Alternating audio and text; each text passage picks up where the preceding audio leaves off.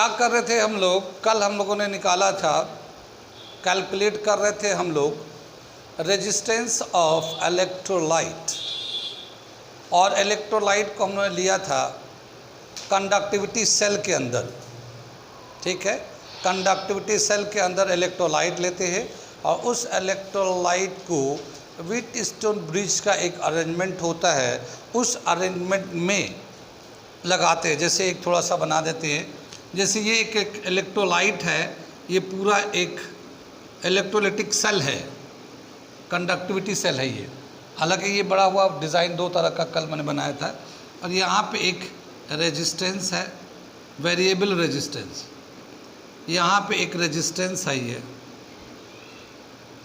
यहाँ पे एक रेजिस्टेंस है ये। ठीक है, और यहाँ से करंट पास करेंगे, ये स्विच है, इधर से ऑन करेंगे। बीच में एक हम लोग लगाते हैं गैल्वेनोमीटर। ठीक है, अगर रेजिस्टेंस का R1, R2, R3, R4 इस तरह से रेजिस्टेंस का अरेंजमेंट करते हैं। ये जो है ना इलेक्ट्रोलाइट है, इलेक्ट्रोलाइट का मतलब क्या है कि ये इस तरह का एक कंटेनर है,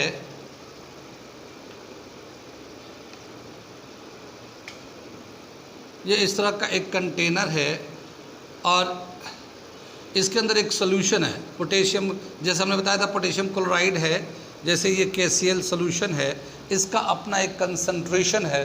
कंसंट्रेशन वैरी कर सकते हैं। कंसंट्रेशन जानते हैं कैसे डिफाइन करते हैं? Solute plus solvent is called solution, ये तो हम लोग जानते हैं। So the amount of solute dissolve in a given amount of solvent is called concentration। concentration के बहुत सारे टर्मिनोलॉजी है, जैसे मोलारिटी है, मोलालिटी है, नॉर्मलिटी है, फॉर्मलिटी है, मोल फ्रैक्शन है, ppm है। ठीक है, बहुत सारे तरीके हैं, अलग अलग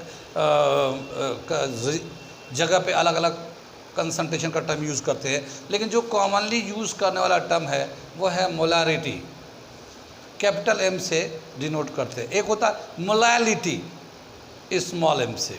ठीक है, तो यहाँ पे जो सॉल्यूशन है इसका अपना एक कंसंट्रेशन दे रखा, टेम्परेचर दे रखा, प्रेशर दे रखा। इलेक्ट्रोलाइट जो सॉल्यूशन है उसका अपना एक नेचर है, उसको नेचर को यहाँ से हम लोगों ने ये एक प्लेटिनाइज्ड इलेक्ट्रोड है, प्लेटिनाइज्ड यानी प्लैटिनम का बना हुआ इलेक्ट्रोड्स है, और फिर ये वायर से कनेक्ट कर लेते हैं। ये पूरा को एक सिस्टम को इस तरह से हम लोग दिखा रहे हैं, इसको बोलते हैं कंडक्टिव सेल। ये पूरे को यहाँ पे इस तरह से यूज़ कर रहे हैं। यहाँ पे कितना रेजिस्टेंस है, जब करंट चलेगा इसके अंदर आयंस टूटेंगे तो कुछ पॉजिटिव होंगे, जो नेगेटिव होंगे तो अपने अपने रेस्पेक्टिव इलेक्ट्रोड की तरफ चलेंगे और उसको मेजर करेगा। यहाँ पे कितना रेजिस्टेंस है ये पूरे, उसको यहाँ पे लगा देते हैं, तो इसके अंदर कितना रेजिस्टेंस है वो यहाँ पे रिप्रेजेंट करेगा ये। ठीक, आगे चले। अब इसमें हम लोगों ने क्या बताया कि जब हम लोग यहाँ से करंट पास करेंगे, स्विच को ऑन कर देंगे, तो ये इसका अपना रेजिस्टेंस है, इसका अपना रेजिस्टेंस है। पोटेंशियल ड्रॉप होता है, पोटेंशियल ड्रॉप होता है, क्योंकि करंट जाता है, करंट इंटू रेजिस्टेंस पोटेंशियल होता है, V = I × R होता है। तो I कितना करंट जा रहा है, कितना रेजिस्टेंस, पोटेंशियल ड्रॉप होता है। लेकिन ये एक वेरिएबल रेजिस्टेंस होता है, यानी इसको रेजिस्टेंस बॉक्स होता है, इसमें हम रेजिस्टेंस बढ़ा सकते हैं, घटा सकते हैं, जितना चाहे जैसे चाहे कर सकते हैं। और हमारा मेन मोटिव होता है कि ये जो गैल्वेनोमीटर है इस पे डिफ्लेक्शन ज़ीरो हो जाए। उसको डिफ्लेक्शन को ज़ीरो करने के लिए यहाँ से रेजिस्टेंस को निकालना है तो निकालते हैं, अगर इंसर्ट करना तो इंसर्ट करते हैं। ये दोनों रेजिस्टेंस फिक्स होता है, और ये सॉल्यूशन का रेजिस्टेंस कितना होगा ये कैलकुलेट करेंगे हम लोग। ठीक है, तो इसे कम ज़्यादा करके गैल्वेनोमीटर का डिफ्लेक्शन को मैनेज करते हैं। जब डिफ्लेक्शन ज़ीरो हो जाता है वो बैलेंस्ड व्हीटस्टोन ब्रिज कहलाता है। जब गैल्वेनोमीटर का डिफ्लेक्शन ज़ीरो हो जाता है उसे कहते हैं balanced Wheatstone bridge, Wheatstone bridge.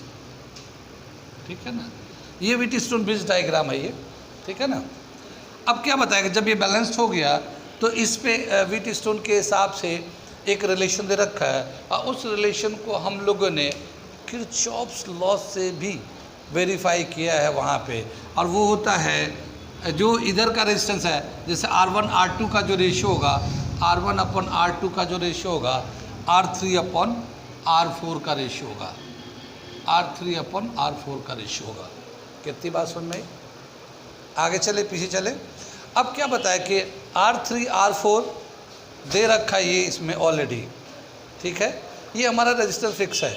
R1 हम लोगों ने न्यूट्रलाइज करने के लिए R1 को हम लोगों ने डाला है, कम बेसी जितना भी डाला, तो ये वैल्यू भी हमें पता है रेजिस्टेंस बॉक्स से, सिर्फ पता नहीं है तो R2 पता नहीं है, तो इसमें R3 R4 नोन है, R1 रेजिस्टेंस बॉक्स से निकाल लेंगे, पता चल जाएगा, फिर R2 को हम लोग सिंप्लीफाई करके निकाल लेते हैं, और वही हमें पता चलता है कि जो इलेक्ट्रोलाइट है उस सॉल्यूशन का कितना रेजिस्टेंस है।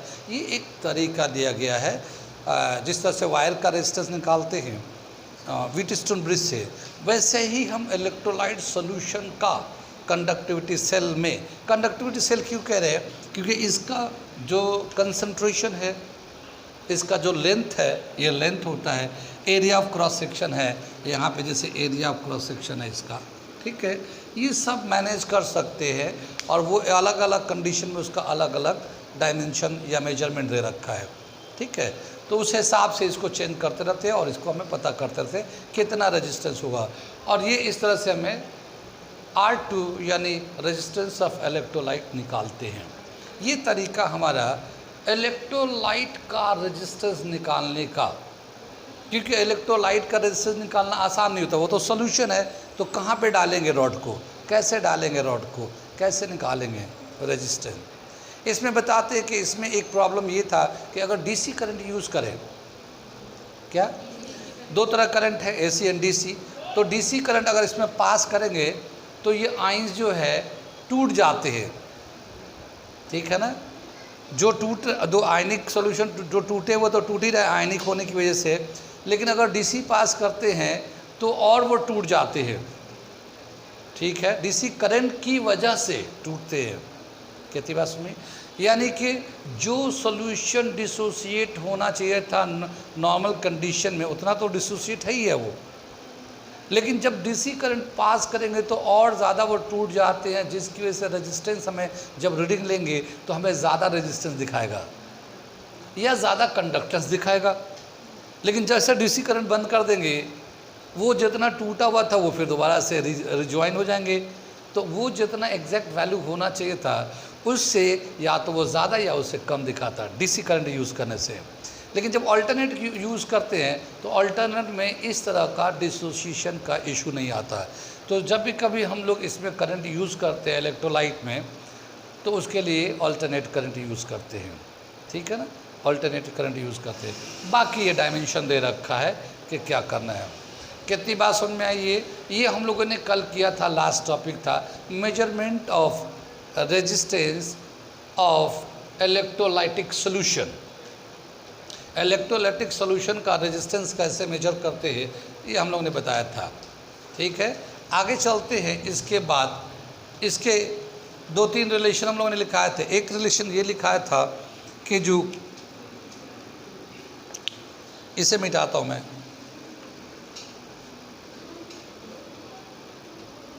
एक रिलेशन ये लिखा था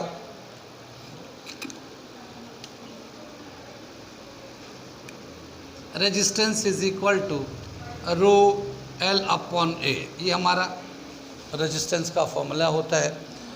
L length of the wire लेते हैं हम लोग, A area of the cross section of wire लेते हैं। लेकिन अगर हम लोग इलेक्ट्रोलाइट लेते हैं तो इलेक्ट्रोलाइट में अभी भी यहाँ पे हम लोगों ने एक डिवाइस बनाया था, तो उसका लेंथ कितना है उस कंटेनर का जिसमें अभी बनाया था, नहीं है अभी हमने मिटा दिया इसे, ऐसा था सोल्यूशन था। तो इसका लेंथ कितना है, इसका एरिया ऑफ क्रॉस सेक्शन कितना है, ये इलेक्ट्रोलाइट का रेजिस्टेंस पता करना होगा तब यूज़ करते हैं। अब क्या बताया कि अगर हम लोग एक ऐसा इलेक्ट्रोलाइट कंटेनर लेते हैं जिसका लेंथ 1 यूनिट हो, जैसे सेंटीमीटर मिले, मीटर मिले, तो 1 यूनिट उसका लेंथ है और उसका area of cross section 1 unit square है। अगर सेंटीमीटर हो तो सेंटीमीटर स्क्वायर हो जाएगा, मीटर में तो मीटर स्क्वायर ले लेंगे।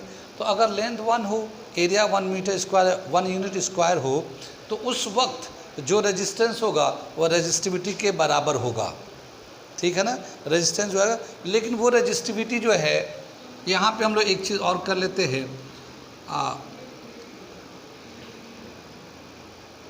1/k/LA, ये हम लोग रिलेशन को चेंज कर रहे हैं। रेजिस्टिविटी, ये जो K है कप्पा कंडक्टिविटी को बताता है, रो इज इक्वल टू 1/k, ठीक है। सो रो जो रेजिस्टिविटी है इसका रेसिप्रोकल होता है कंडक्टिविटी 1/k कप्पा, ठीक है। तो हम लोग चाहें तो रो को हटा के 1/k लिख देते हैं, ठीक। कहती बात में इस कप्पा को इधर ले चलते हैं, तो R into K is equal to L upon A, कहती बात सुन में। और L अपॉन A ये जो parameter length of the container and area of cross section of the container, बाकी जो सोल्यूशन है वो कौन सा है वो तो अलग चीज़ है। तो इसको हम लोग बोलते हैं सेल कांस्टेंट। ये L/A हम लोग बोलते हैं, ये सेल का पैरामीटर्स है, सेल जो है कितना लेंथ का है, कितना एरिया है। तो ये इसको हम बोलते हैं, इसको दिखाते हैं G, इसको G स्टार से दिखाते हैं, और G स्टार को बोलते हैं हम लोग सेल कांस्टेंट। कितनी बात सुन में, सेल कांस्टेंट जी। अब क्या बताए कि ये जो R है यहाँ से निकल गया, जैसे कोई इलेक्ट्रोलाइट है उसका रेजिस्टेंस निकालना है, तो उस इलेक्ट्रोलाइट का जो भी पैरामीटर सा मेजरमेंट है वो लेके यहाँ पे डाल दिया और इस R2 को निकाल लिया, यानी रेजिस्टेंस ऑफ इलेक्ट्रोलाइट निकाल लिया।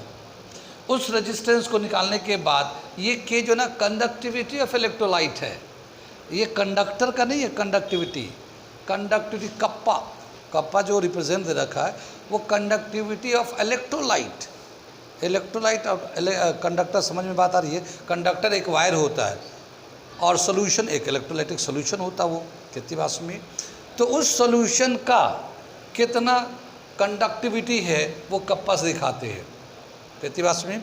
तो क्या बताया कि L/A अगर एक पैरामीटर फिक्स कर दिया, जैसे बहुत दफ़ा सेल होता है, देखा होगा ड्यूरेसेल, तो उसका एक लेंथ है, एक एरिया ऑफ क्रॉस सेक्शन है, तो उसका पैरामीटर को फिक्स कर दिया। तो जब उसको फिक्स कर देंगे तो वो उसका एक वैल्यू आ जाएगा G कांस्टेंट, उसको सेल कांस्टेंट बोलते हैं। अब ये R जो है अगर सोल्यूशन है तो उसका रेजिस्टेंस होगा, और ये रेजिस्टेंस कहाँ से निकाल के लाया गया, ये व्हीटस्टोन ब्रिज से निकाल के लाया गया है, यहाँ से कैलकुलेट करके लाया गया। तो यहाँ पे R का वैल्यू हमें पता चल जाएगा, और G का वैल्यू तो हमारा सेल का पैरामीटर है, तो हम लोग K निकाल सकते हैं। और K का वैल्यू क्या आ जाएगा, इसको K यानी kappa is equal to G star upon R। G star को बोलते हैं cell constant upon resistance of electrolyte, electrolyte का रेजिस्टेंस है ये रजिस्टर बनी वायर का रेजिस्टेंस नहीं है, जो सोल्यूशन यूज़ करते हैं उसका रेजिस्टेंस कितना है। तो cell constant upon resistance of electrolyte is called K kappa conductivity of electrolyte. तो ये इस तरह से हम लोग कंडक्टिविटी निकाल सकते हैं। कितनी बात समझ में आई, आगे चले पीछे चले, कुछ कुछ बात समझ में आ रही है, इसे मिटाते हैं। ये बात तो समझ में आ रही ना, इसे मिटा रहे हम लोग, आगे चलते हैं। यहाँ पे एक जो लास्ट का रिलेशन हम लोगों ने लिखा है वो है, ये है K is equal to kappa is equal to G star upon R। ये हमारा एक रिलेशन लिखा हुआ है। ये कंडक्टिविटी, ये सेल कांस्टेंट, ये रेजिस्टेंस ऑफ इलेक्ट्रोलाइट, समझ में आ रही है ना बात। अब क्या बताया कि ये जो कंडक्टिविटी है, ये जो हमारा कंटेनर है ना, ये कंटेनर है, इसके अंदर अलग अलग, जैसे मान लो ये हमारा वाटर है, सॉल्वेंट जो है, सॉल्वेंट वाटर है, कोई भी हो सकता है, कुछ भी हो सकता है। सॉल्वेंट तो जानते हैं किसको बोलते हैं, सॉल्यूट सॉल्वेंट। जैसे वाटर में शुगर डाल दिया तो वाटर जो है सॉल्वेंट कहलाता है, शुगर सॉल्यूट कहलाता है, ठीक है। तो वाटर मान लिया कि एक सॉल्वेंट है, इसमें कभी हम लोगों ने KCl डाला, पोटेशियम क्लोराइड KCl डाला, तो उसके हिसाब से कितना आयंस टूट रहे हैं, ठीक है ना, कितने आयंस टूट रहे हैं, और फिर हम लोग यहाँ से पोटेंशियल या जो करंट देंगे तो कितना उसकी कंडक्टिविटी होगा वो पता चल जाएगा। लेकिन इसी वाटर के अंदर मान लो कोई दूसरा इलेक्ट्रोलाइट जैसे एसिड डाल दिया, जैसे सल्फ्यूरिक एसिड डाल दिया, फिर उसकी कितनी कंडक्टिविटी है तो वो अलग वैल्यू आएगा। अगर मान लो HCl डाल दिया, वाटर ही है, यानी कि सॉल्वेंट तो सेम है मगर सॉल्यूट या जो हमारा इलेक्ट्रोलाइट कंपाउंड है वो अलग अलग है। तो जब अलग अलग कंपाउंड होते हैं तो उनका डिग्री ऑफ डिसोसिएशन या आइंस जो अनाइंस एंड कटाइंस बनते हैं उनका नंबर वैरी करते रहता है, और उसके नंबर वैरी करने की वजह से जो कंडक्टिविटी है वो भी चेंज होते रहता है। कितनी बात समझे? तो ये जो K है कंडक्टिविटी कप्पा जो कहलाता है, ये वैरी करते रहता है, डिपेंड करता है किस तरह का इलेक्ट्रोलाइट लिए जा रहे हैं एक ही मीडियम में या एक ही सॉल्वेंट में, ठीक है ना। अलग अलग सॉल्यूट लेंगे एक ही सॉल्वेंट के अंदर तो उन सब का अलग अलग K का वैल्यू आएगा, कंडक्टिविटी का वैल्यू आएगा। कहने का मतलब ये कि कंडक्टिविटी जैसे वाटर में शुगर लिया, एसिड लिया, अल्कोहल लिया, तो ऐसा नहीं सबका सेम है कि वाटर में है। गाड़ी गिरा दिया लग रहा,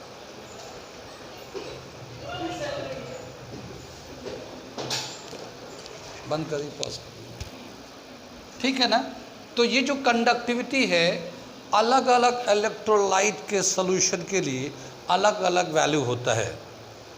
तो कोई भी ऐसा K का वैल्यू हमें कोई फिक्स नहीं होगा, ठीक है। किसी सॉल्यूशन का मान लो KCl का ही ले रहे हैं हम लोग, पोटेशियम क्लोराइड का ले रहे हैं, लेकिन अगर कंसंट्रेशन अलग अलग कर दिया तो नहीं, कंसंट्रेशन हो सकता है 1 मोलैरिटी हो या 0.5 मोलैरिटी हो, 0.0 मोलैरिटी हो, तो K का वैल्यू बदलता रहेगा। तो क्या हुआ कि अब यहाँ पे एक ऐसे ज़रूरत हुए कि कंडक्टिविटी को एक स्टैंडर्ड एक ऐसा फॉर्मूला दिया जाए जो एक कंडीशन के हिसाब से वो हमेशा वही चलता रहे, ठीक है ना। जैसे ये अलग अलग वैल्यू होता रहेगा तो हम लोग कैसे उसको यूज़ करेंगे, तो एक ऐसा रिलेशन लाया जाए जो उसी के टर्म में लिखा जाए, बाकी बदलते रहेंगे उसके हिसाब से। जैसे हम लोग मोलैरिटी होता है तो मोलैरिटी जो है ना mole, number of mole of solute, volume of solution in litre लेते हैं मोलैरिटी में, याद तो होगा। अब हमें मोलैरिटी का ले लिया, मोल लिख दिया, अब 0.1 मोल, 0.2 मोल, 0.5 मोल जितना भी है, या 1 मोल हो जाए, मोलैरिटी हो जाए, मोलैरिटी हो जाए, 0.1 मोलैरिटी हो या 0.01 मोलैरिटी हो। लेकिन मोलैरिटी जो टर्म है वो हमें हेल्प कर रहा है बताने के लिए कि इतने में इतना, तो एक स्टैंडर्ड वैल्यू होना चाहिए। ऐसे ही बोला क्या कि कप्पा कंडक्टिविटी तो है पर एक डिफाइंड कंडक्टिविटी नहीं है, एक डिफाइंड कंडक्टिविटी नहीं है। तो अब इसकी ज़रूरत है कि एक ऐसा कंडक्टिविटी का यूनिट यूज़ किया जाए जो डिफाइंड हो, उसका एक वैल्यू पता रहे। तो उसकी जगह पे अब क्या हुआ कि एक नया हम लोग कंडक्टिविटी के लिए यूनिट यूज़ करेंगे और वो है मोलर कंडक्टिविटी। मोलर कंडक्टिविटी अगला जो है वो है मोलर कंडक्टिविटी।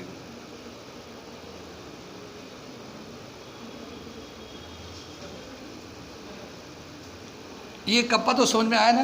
कप्पा में बताया क्या कि इसकी जो वैल्यू है इलेक्ट्रोलाइट के बदलने की वजह से बदलता रहता है, ये भी ठीक है।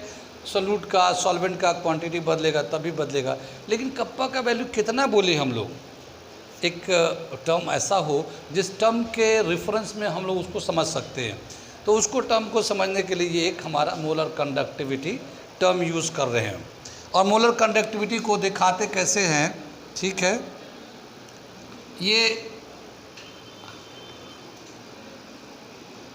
ये मोलर कंडक्टिविटी है, ये कुछ इस तरह से है, ये लैम्डा कहलाता है। इसको क्या बोलते हैं? लैम्डा। हाँ, ये पहले तो हम लोग लैम्डा ऐसे यूज़ करते थे ना, लेकिन ये है? हाँ, ऐसे भी कर सकते हैं हम लोग, ठीक है ना। लेकिन ये जो है सॉल्यूशन के लिए, सॉल्यूशन में जैसे ये लैम्डा जो है वेवलेंथ, हम लोग वेव के लिए यूज़ करते हैं, लेकिन सोल्यूशन में जो कंडक्टिविटी है सोल्यूशन का, इलेक्ट्रोलाइट का, वो इस तरह से हम लोग दिखाते हैं, ठीक है ना। और ये मोलर कंडक्टिविटी हमारा लैम्डा से डिनोट करते हैं। मोलर कंडक्टिविटी का क्या बताया रिलेशन, वो हम लोग लिखते हैं। Molar conductivity is equal to kappa upon C. Kappa upon C, conductivity of the electrolyte, जितना भी इलेक्ट्रोलाइट है उसकी कितनी कंडक्टिविटी है, जो भी इलेक्ट्रोलाइट है, पोटेशियम क्लोराइड हो, सोडियम क्लोराइड हो, एसिड हो, HCl हो, कुछ भी इलेक्ट्रोलाइट है, वीक हो स्ट्रांग हो, जो भी इलेक्ट्रोलाइट है उसकी जो अपनी कंडक्टिविटी है, उस कंडक्टिविटी को उसके कंसंट्रेशन से डिवाइड कर दें। कंसंट्रेशन, जितना भी सॉल्यूशन का कंसंट्रेशन है उससे डिवाइड करेंगे तो ये आएगा हमारा मोलर कंडक्टिविटी। मोलर कंडक्टिविटी कितनी बात समझ में आई? ये जो रिलेशन है बेसिकली यहाँ पे नोट करिए सब।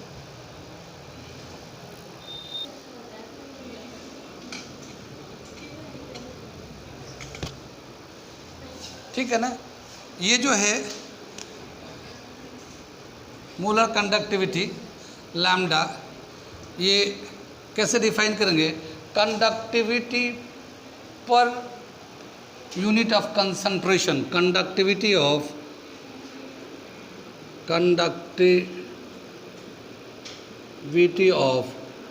a solution per unit concentration,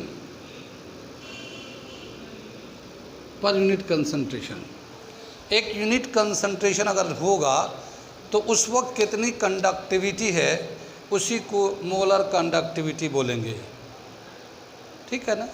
ये मोल से समझ में आ रहा है। मोलर कंडक्टिविटी, कोई सोल्यूशन है, कितना मोल उसका कंसंट्रेशन है और फिर उसकी कितना कंसंट्रेशन का कितनी कंडक्टिविटी है। अगर एक मोल पे कितना कंडक्टिविटी है वही मोलर कंडक्टिविटी है। कंडक्टिविटी पर यूनिट मोल, एक कंसंट्रेशन अगर मोलारिटी में लेते हैं तो एक मोलारिटी कंसंट्रेशन अगर लेते हैं तो उस वक्त कितना कंडक्टिविटी है उसी को मोलर कंडक्टिविटी बोलते हैं। अगर हम लोग इसका फॉर्मूला बनाना चाहें कि क्या यूनिट होगा, क्या फॉर्मूला होगा, तो कंडक्टिविटी का क्या यूनिट होता है? कंडक्टिविटी का साइमन पर मीटर याद तो होगा। कंडक्टिविटी का यूनिट था, अगर मीटर में लेते हैं साइमन पर मीटर, और अगर सेंटीमीटर में लेते तो साइमन पर सेंटीमीटर। ठीक है, तो ये तो कंडक्टिविटी का यूनिट होता है। साइमन मीटर में ले लेते हैं, बाद में सेंटीमीटर में चेंज कर लेंगे। और ये जो कंसंट्रेशन होता है मोल पर लीटर, मोलारिटी में अगर लेते हैं तो क्या, अगर मोलारिटी लेते हैं तो मोल पर लीटर। तो क्या बता, the unit of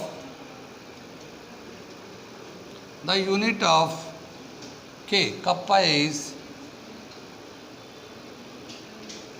is Simon पर मीटर। ठीक है, और साइमन पर सेंटीमीटर, ये इस तरह से दे रखा है, साइमन पर सेंटीमीटर। कितनी बात सुन में? और the unit of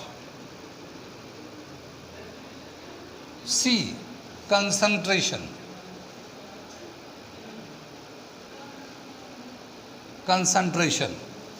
mole per metre cube, mole per metre cube. ठीक है ना। मोल पर सेंटीमीटर क्यूब भी बोल सकते हैं।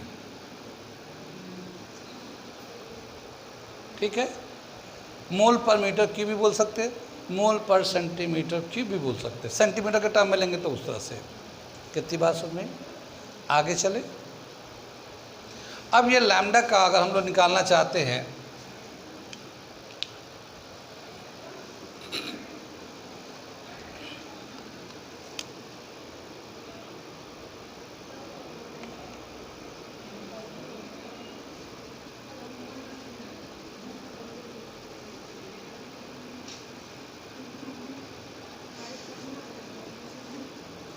देखिए, ठीक है ना, साइमन पर मीटर, और ये है मोल पर मीटर क्यूब। ठीक है, जब ये मीटर क्यूब ऊपर जाएगा तो प्लस में हो जाएगा, ये मीटर क्यूब माइनस वाला ऊपर जाएगा तो पावर प्लस में हो जाएगा, तो क्या आ जाएगा, साइमन मीटर स्क्वायर पर मोल। साइमन मीटर स्क्वायर पर मोल इसका मोलर कंडक्टिविटी का यूनिट हो जाएगा। अगर मीटर में लेते हैं तब तो ये हो जाएगा, और अगर सेंटीमीटर में लेते हैं तो क्या आ जाएगा, साइमन सेंटीमीटर स्क्वायर,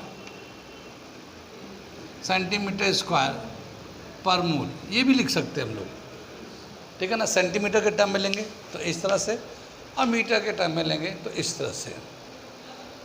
कितनी बात सुन में क्या बताए कि अगर कोई मान लो हमें molar conductivity siemens meter square पर मोल में दे रखा है, हमें यूज़ करना सेंटीमीटर में, या फिर सेंटीमीटर में दे रखा है, यूज़ करना मीटर में है, तो एक रिलेशन हम लोग लिख रहे हैं, इसका दे रखा है, क्या दे रखा है, इसको कन्वर्ट करने के लिए